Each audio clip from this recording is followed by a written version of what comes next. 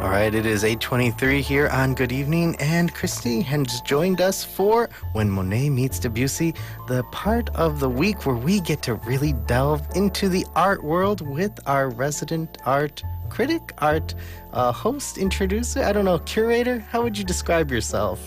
Art enthusiast. Enthusiast, oh, Yeah. okay. Well, how are you doing tonight? Well, I'm doing pretty well. I've had a pretty nice day. It's unseasonably cool outside for a July 1st evening, I would say. I mean, I know that you're still in, kind of summer clothes, but it's just a little cooler. It's kind of nice. It reminds me of, this music and this tone setting up a very relaxed setting for this art discussion. Yeah, I think the rain's definitely brought down a lot of the heat. So I agree. I've been enjoying the cooler temperatures. Well, what do you have for us tonight? Okay, so I thought we would start with me setting up the scene for the artwork that we will be talking about today. It's a portrait. Oh, okay.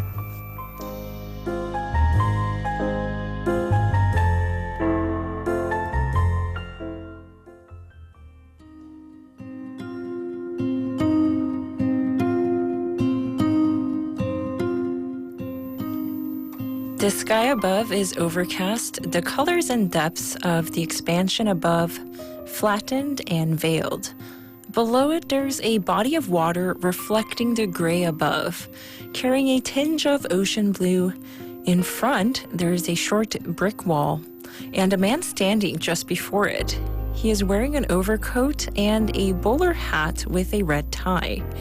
The last button on his jacket remains undone, and on closer inspection, his left arm seems to be facing the wrong direction, as if he has his back to us. We cannot see his face. His face is hidden by a curious fruit, a green apple with 4 leaves attached like wings floating before his eyes.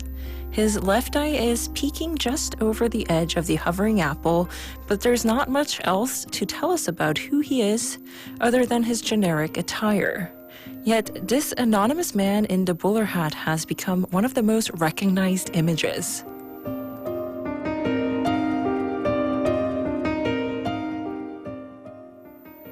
Well, that was such a vivid description of a man in a bowler hat, and, they are the rounded hats. But I'm curious, who is this man? Well, this man appears in Belgian painter Rene Magritte's 1964 painting titled The Son of Man. Oh, so he is the son of man. Yes, so it is a phrase that's used often in religious texts to indicate both humanity itself, represented by the first man, Adam, but also the Messiah, Jesus.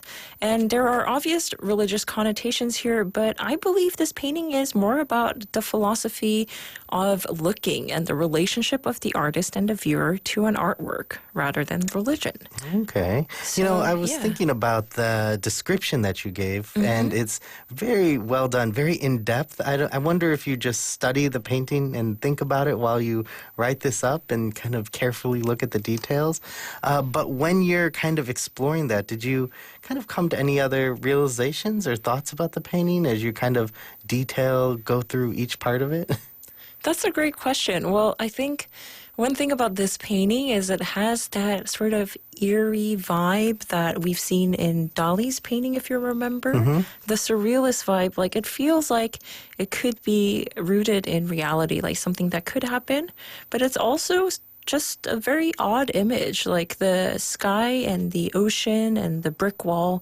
They're also nondescript, and there isn't a lot of detail. I always thought of this painting, because it is a very famous work, as kind of a representation of just the working person. But I don't know, what do you think? Who is this person? Do you know? Yeah, so that's the question. Who is this man?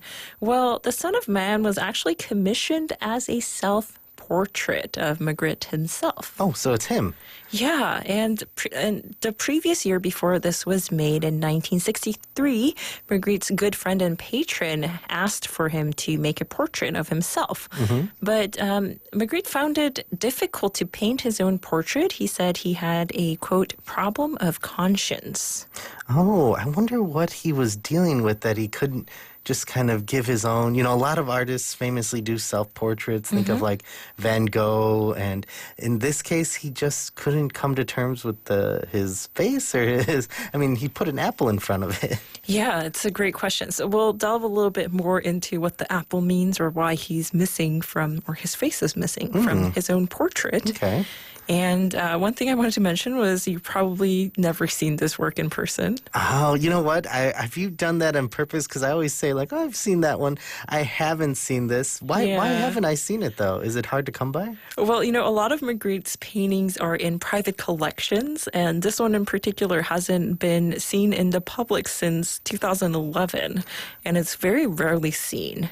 Wow. So, yeah, I think, but what's interesting is that we see images of his paintings all over the place. So his paintings are often recycled in pop culture, and you've probably seen this bowler hat man before, if not in this painting, other paintings as well.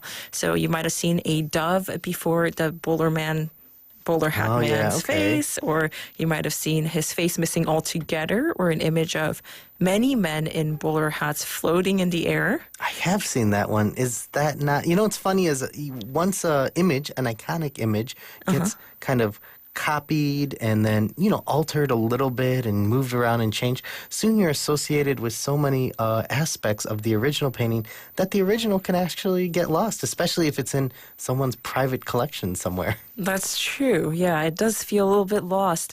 So it's interesting. And in particular, this image of the bowler hat man with a green apple before his face, it became so popular that, in fact, the Beatles named their records company as Apple Corps. It's a pun on words. And consequently, a very famous tech company did as well. Oh, man. So this had some far-reaching influences, but the apple, then, I wonder if is that the centerpiece of this art, self-portrait, would you say? Yeah, let's talk a little bit about that apple. Going back to this idea of the problem of conscience that Magritte said he struggled with, in the biblical imagery, it's an obvious connection to what would be a man's desire, or as we like to say with the phrase, the apple of the eye. Yeah. Right? It's an apple literally before his eye. And Magritte actually spoke about this apple. So it's a little bit confusing. So let's see if you can follow along. He said, quote, "At least it hides the face partly. Well, so you have the apparent face, the apple, hiding the visible, but hidden the face of the person. It is something that happens constantly. Everything we see hides another thing. We always want to see what is hidden by what we see. There is an interest in that which is hidden and which the visible does not show us. This interest can take the form of a quite intense feeling, a sort of conflict, one might say, between the visible that is hidden and the visible that is present." So, yeah, by hiding an object like his face, he reveals something else completely, or a desire to see the hidden object. Yeah, I like that. This quote is really interesting, that we always want to see what's hidden by what we see. I wonder if nowadays he would have chosen maybe a phone in front of someone's face, because I get that feeling now where everyone's face is partially obstructed by their phones in front of it. Yeah, or a mask. Or a mask, yeah. Nowadays, there's a lot of surrealism happening in the real world. Yeah, so Magritte was, a surrealist, and he was interested in having us question the act of seeing and our assumptions on what we see. He said, quote, "Too often we tend to reduce what is strange to what is familiar." And he said that I intend to restore the familiar to the strange. So he wants to make familiar things strange to make us question if, we are doing too much to try to understand strange things and familiarize them in our heads. So by looking at something, we want to understand and grasp something, but images are deceptive, and what we see isn't always reliable. Like when we see someone happy, that doesn't mean that they're content with their lives. Yeah, okay. And, just because we see a man in a suit with a hat doesn't mean we can conclude things about him or truly understand his experience. Oh, so it's not just the apple that's hiding these things. It's just the deceptive image in general that's causing us to kind of think about it. And so he's actually having us question, what's going on behind the apple, behind the mask of the suit and the bowler hat. Is this person successful? Is he happy? Yeah. And you can't tell because it's being obstructed. Yeah, and I think that's what we want from a portrait, right? We want to look at someone's face and make assumptions or try to act like we know them, make them familiar in our heads. And Magritte is constantly doing things like this throughout all of his paintings. Most famously, you've probably seen the painting called Treachery of Images, where it's a picture of a pipe, and underneath it, it says, "Ceci n'est pas une pipe," which means this is not a pipe. Oh, wow. Yeah. I have seen that, thought about it a lot. I think I saw that when I was maybe in high school. I thought, okay, this is art. This is real art. Something really deep gets you thinking. But this is not a pipe. That's exactly what he likes to do. He likes to get us thinking, He is always talking about the capriciousness of signs. So this is a concept that has been studied by philosophers for centuries, in fact. There is the idea of an actual pipe, and also there's the image or a sound that we connect with this idea of a pipe, like the word P-I-P-E. That itself is not the pipe. And so are these things actually reliably the pipe itself? And can we see a portrait and say we reliably know that this is the person himself, or can these things be deceptive? Ooh, there are a lot of questions there. I'm going to think about that. We talked about some of his other works. This is not a pipe, I guess, is a painting of a pipe, but it's definitely a thinker. And we're talking about our interpretation of Son of Man, the famous painting of a man wearing a bowler hat and a suit with an apple in front of his face. Now, do you think that he's really trying to say that this is not really a man with an apple in front of his face? Is that the interpretation? He is not that man. We're kind of getting into these philosophical questions about that self-portrait. I guess you'd call it a self-portrait. Yeah. It's very interesting choice for him to make for a self-portrait. Well, we've talked a little bit about how the apple shows our desire to know this man, right? By hiding something that's right before us, he makes us even want to see the thing before it more, right? Yeah. And that's been a popular interpretation of this painting. But I also want to propose something else. So there's another side to this apple, the side that the man is seeing. So from our end, the apple might reveal our desires to see what is hidden behind the image. But from the artist's side, what does the apple expose about Magritte's desire? Oh, maybe that he's very hungry and he wants to eat an apple, or maybe just the fact that there's something obstructing his view. It might be that he doesn't want to see something as well. Yeah, so people who actually spent time with Magritte have said that he had a desire to live without history, even his own, and without style, to render himself invisible. So he had this desire to be the invisible man.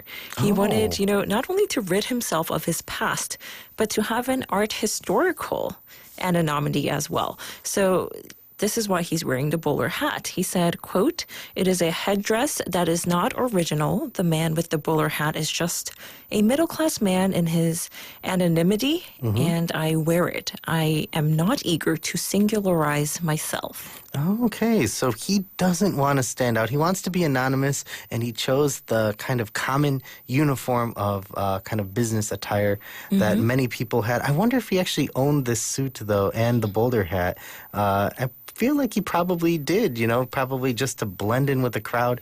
He didn't have, any famous kind of features, maybe, beards or one ear or something. I keep going back to Van Gogh. But he wanted to stay anonymous and just live his life. Yeah, it's interesting because the bowler hat man starts appearing in his paintings 40 years before this one, and slowly it starts becoming him.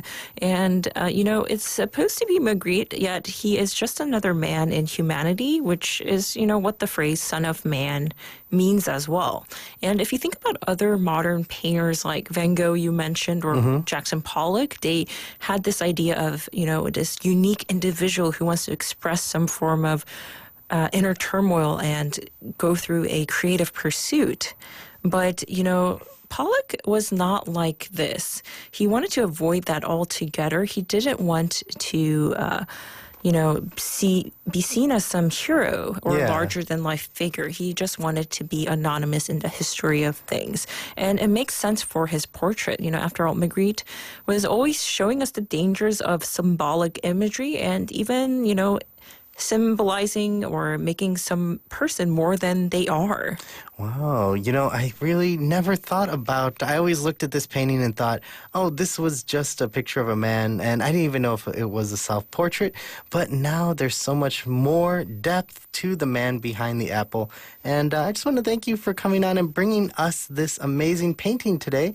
And I guess we'll see you back here next week with some more amazing art discussions. I'll see you next week.